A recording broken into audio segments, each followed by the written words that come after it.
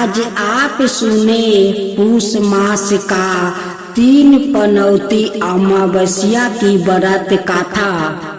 एक गांव में सास और बहू अकेले रहते और उनका बेटा विदेश में कमाने के लिए गया था। सास और बहू बहुत अच्छे से रहते, दोनों एक दूसरे की देखभाल करते। एक दिन बहू ने खाना नहीं खाया तो सास ने बहू से पूछा कि आज तुमने खाना क्यों नहीं खाया। तब बहू ने कहा कि सासू माँ, आज मेरा 3 पनौती अमावस्या का व्रत है, इसलिए मैंने खाना नहीं खाया। तब सासू ने कहा कि बहू, ये व्रत क्या होता है और यह व्रत करने से क्या फल मिलता है, मुझे भी समझाओ। तब बहू ने कहा कि सासू माँ, 3 पनौती अमावस्या का व्रत करने से बहुत पुण्य मिलता है, घर में अन्न धन बना रहता है, सुख शांति रहती है और अटल सुहाग मिलता है और पुत्री प्राप्ति होती है। इस व्रत से प्रत्येक वर्ष अलग अलग खाना खाया जाता है और विष्णु भगवान के मंदिर में चढ़ावा जाता है। यह फिर किसी ब्राह्मण को दान दिया जाता है। इस व्रत में पहले साल शक्कर, घी और चावल से बनाया खाना खाया जाता है।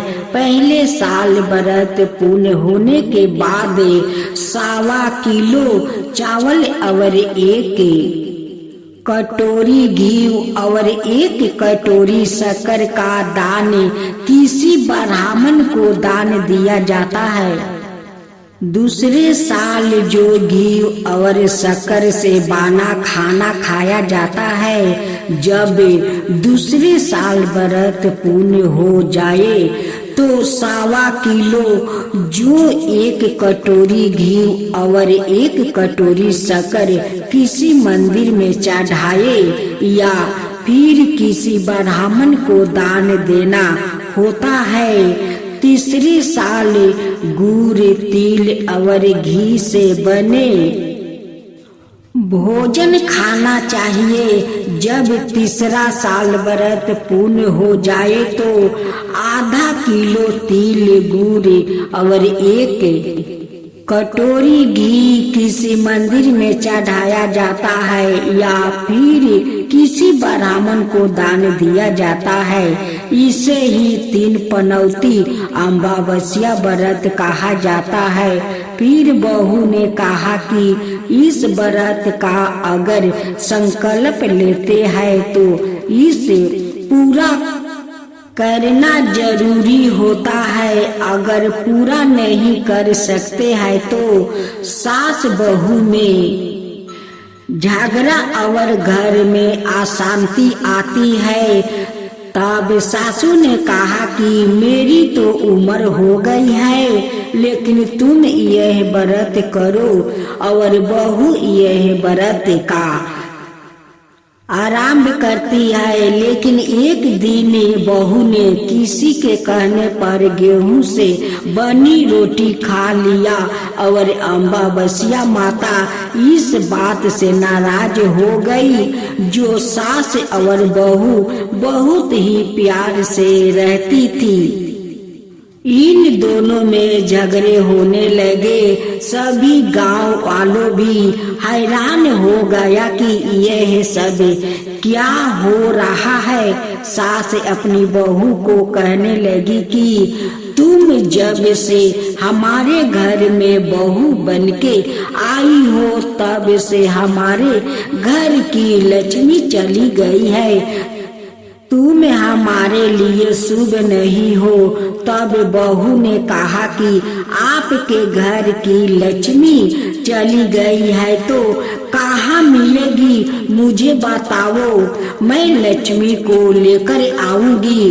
तब सासू ने कहा कि लक्ष्मी तुमको समुंदर के बीच में भगवान विष्णु के पैर दबाते हुए मिलेगी।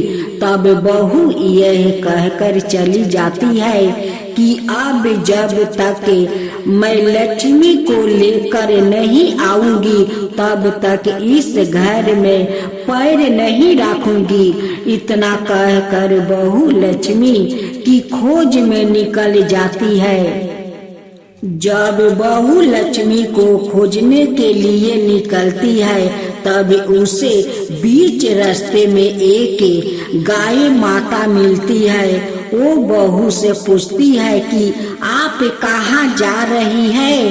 तब बहू ने कहा कि हे गाय माता, मेरी सासू मुझे कहती है कि मेरे आने से उनकी घर में अन्न धन की कमी हो गई है और उनके घर की लक्ष्मी चली गई है, तो मैं लक्ष्मी को लेने जा रही हूँ।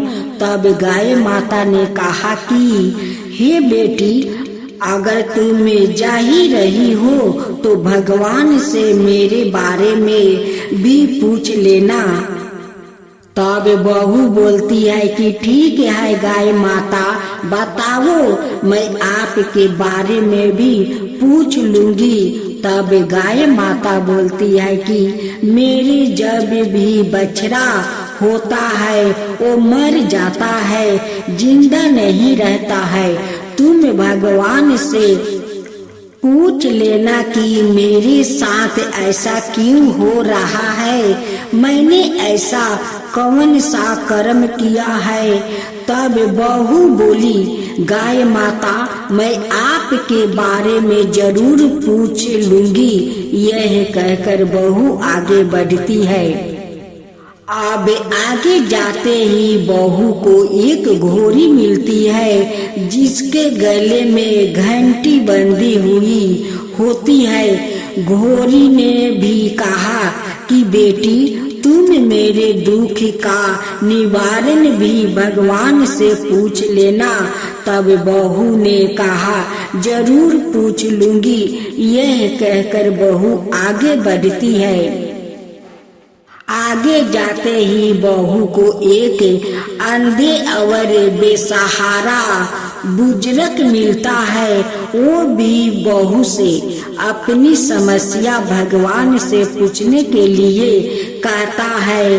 तब बहू उसकी समस्या भी भगवान से पूछने का कह कर आगे बढ़ जाती। आगे जाते ही बहू को एक बूढ़ी औरत मिलती है जो हाथ और पैर से अपाहिज है। वह भी बहू से अपनी समस्या भगवान को पूछने के लिए कहती है। तब बहू उसके समस्या को भी पूछने के लिए तैयार हो जाती है और आगे बढ़ती है।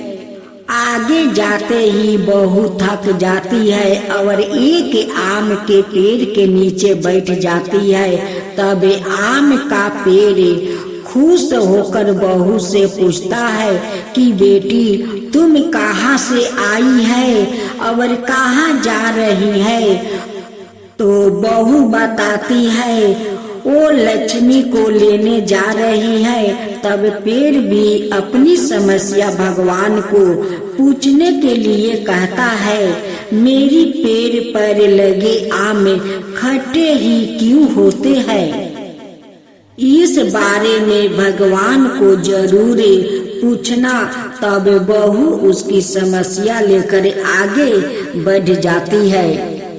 आगे जाते ही बहू को एक तालाई मिलती है।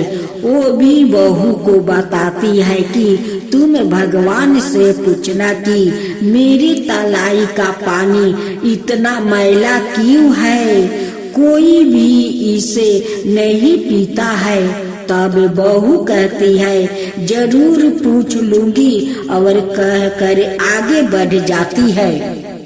बहुत दिन जंगल में चलते चलते बहुत थक जाती है। उसे भूख भी लगी होती है, लेकिन खाने को नहीं मिलने से वो थक जाती है और जंगल में बेहोश हो जाती है। उसी समय भगवान विष्णु और माता लक्ष्मी वहाँ विचरण करते हुए आते हैं। तब माता लक्ष्मी विष्णु जी से कहती है कि हे नाथ, यह आपकी बहुत बड़ी भक्त है, आप इसके दुखों का निवारण करो। तब भगवान विष्णु कहते हैं कि इस संसार में बहुत जीव दुखी है, सभी अपने अपने कर्मों का फल भोग रहे हैं, किस किस को दुख का निवारण मैं करूं। तब माता लक्ष्मी ने विष्णु से विनती की और कहा कि वो भूखी प्यासी है और इसे यहाँ अगर ऐसे ही छोड़ दिया तो जंगली जानवरों उसे अपना शिकार बना लेंगे। माता लक्ष्मी की बात सुनकर भगवान विष्णु एक साधु का भेष धारण करते हैं और बहू के पास जाते हैं और होश में लाते हैं। बहू का होश में आते ही साधु भेष में भगवान उससे पूछते हैं कि वो यहाँ क्यों आई है और कहाँ जा रही है। तब बहू पूरी बात बताती है। उसकी बात सुनकर भगवान विष्णु और माता लक्ष्मी प्रकट होते हैं। उनके साथ अमावस्या माता भी प्रकट होती है। बहू उनके चरणों में गिरकर वंदना करती है। अमावस्या माता बहू को कहती है कि बेटी, तूने मेरा व्रत को खंडित किया है, इसी की सजा मिली है तुम्हें, लेकिन अब मैं तुम्हें माफ करती हूँ और तुम घर जाओ। तुम्हारा घर अन्न धन से संपन्न होगा, तुम्हारा घर सुंदर महल में बदल जाएगा और तुम्हारी सब मनोकामनाएं पूर्ण होगी। यह सब होने के पश्चात बहू रास्ते में जो भी मिला उन सभी के दुखों का निवारण करने के लिए विनती करती है। तब भगवान विष्णु बोलते हैं कि गाय ने कभी अपना दूध किसी को नहीं पिलाया, उस वजह से उसके बछड़े जिंदा नहीं रहते हैं। तुम उसका दूध पी लेना, जिससे उसके बछड़े जिंदा रहने लगे। गौरी पिछले जन्म में आटा पीसने वाली महिला थी। वो किसी को आटा पीस के नहीं देती थी, इसलिए उसके गले में चक्की के पाट बंधे हुए हैं।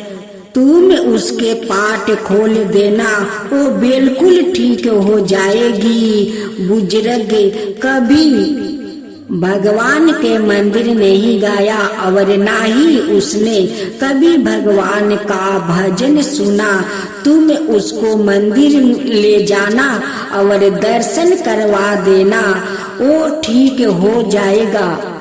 बुजुर्ग महिला जो थी उसने कभी भी अपनी जवानी में दान पुण्य नहीं किया, इसलिए उसे यह सजा मिली है। तुम उससे दान करवा देना तो उसकी दुख दूर हो जाएगी। उस आम के पेड़ ने कभी किसी बच्चों को अपने आम में खाने नहीं दिया, इसलिए उसके सभी आम खट्टे होते हैं। तुम उस पेड़ का आम खा लेना, फिर उस पेड़ पर मीठे आम आएंगे। तालाई का पानी पिछले जन्म में देवरानी जेठानी थी, वो हमेशा झगड़ती रहती थी, इसलिए उसका पानी मैला है। तुम उसका पानी पी लेना, वो तालाई शुद्ध हो जाएगी। बहू ने भगवान विष्णु, माता लक्ष्मी और अमावस्या माता को नमन करके घर जाने के लिए निकलती है और रास्ते में उसे जो जो भी मिला उनके सभी समस्या भगवान के कहा अनुसार दूर करती है। सभी उसे आशीर्वाद देते हैं। घर जाते ही उसका घर एक सुंदर महल में परिवर्तन हो जाता है और घर में अन्न धन भर मिलता है। अब बहू सासू से कहती है कि सासू माँ, आपने सच कहा था, मैं आपके लिए शुभ नहीं हूँ। मेरे जाने से ही आपके घर में लक्ष्मी आई है। अब आप यहाँ रहे, मैं मरने जा रही हूँ। तब सासू ने कहा कि हे बेटी, यह सब तुम्हारे पनौती अमावस्या व्रत का फल हमें मिला है। तुम यहाँ पर ही रहोगी, कहीं नहीं जाओगी। और सास बहू खुशी खुशी रहने लगे। एक दिन उसका बेटा भी विदेश से लौट आया और घर में यह सब देखा। तब उसकी माँ ने सब बात उसे बताई। इस तरह वो लोग खुशी खुशी रहने लगे।